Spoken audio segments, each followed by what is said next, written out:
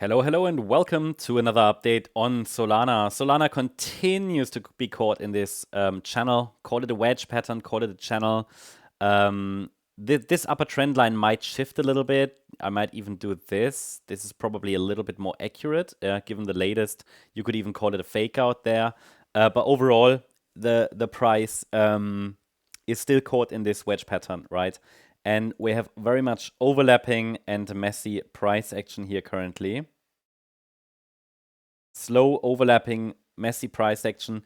This does not allow really for a, let's say, high confidence, directly bullish perspective. But I continue to track higher prices because, the trend is up and we're forming higher highs, higher lows. It's just be cautious, I think, is the message here until we really get a breakout above these technical levels that matter.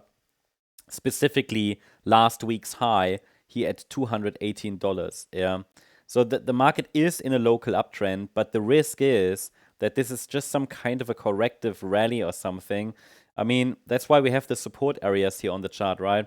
Because it could easily be something like an A, B, C structure, and we move back into the lower support levels, right? One of the lower support levels there, or areas. The risk is just with a choppy move like that, it's just a high B wave or something.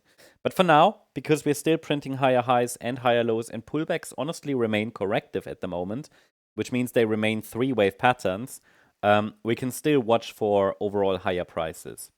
And I'm going to track together with you. I have done that over the recent days and weeks. We're tracking together, right, on the smaller time frame, the relevant Fibonacci micro support areas that matter, that need to hold to keep the local uptrend alive. So what we have is a larger uptrend here, and then we have a very local uptrend as well. And there are support levels here on the daily chart, which could be tested. If they get tested, these are zones to watch, zones of interest. There's no guarantee they will be tested. Honestly, without a break below the lower boundary line of that channel there, of that wedge pattern, there's no sign a deeper pullback has started, because a break below the lower boundary line would do two things. It would also probably lead to a break below the last swing low. That's always a bit of a risk. Yeah, it's always a bit of a problem for bullish continuation, because we're still printing higher highs, higher lows, right? We're not taking out any swing lows at the moment. But that would be the first one there, around $176, and we would break below the lower boundary line. Obviously, that keeps the local uptrend intact and has done that for some months, actually. So yeah, overall, still looking for higher prices, possibly a move towards 360, 380. It might not happen in a straight line.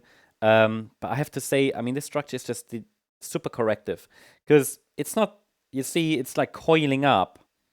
But if it can't break out, it's typically if support levels break, micro support areas, that would then be confirmation that the whole thing needs to be corrected. And that's where these support areas come into play.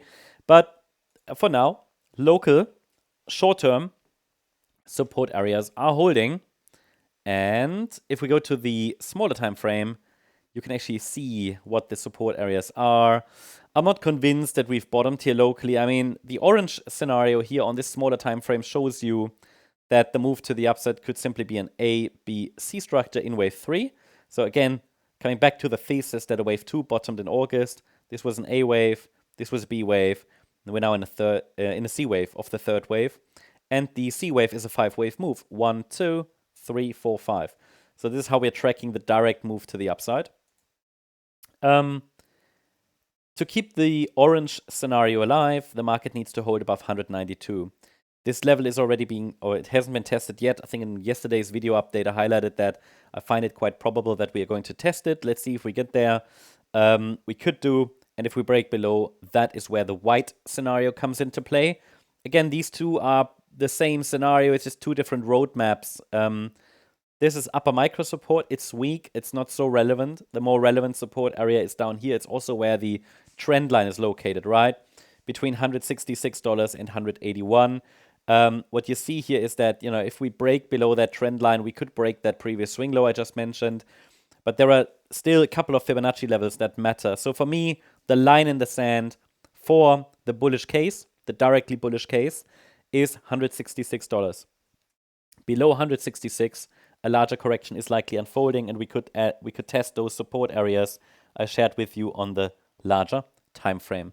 For now, the focus is on whether the bulls can defend the upper micro support, and it takes a break at least above $206.50 to indicate a local low is in place. Better a break above $218. That would be a more meaningful breakout signal.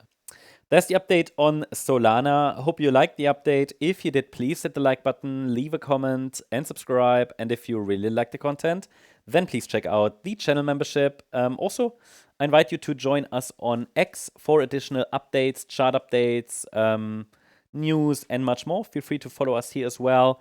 The link is in the video description. Thanks so much. Bye-bye.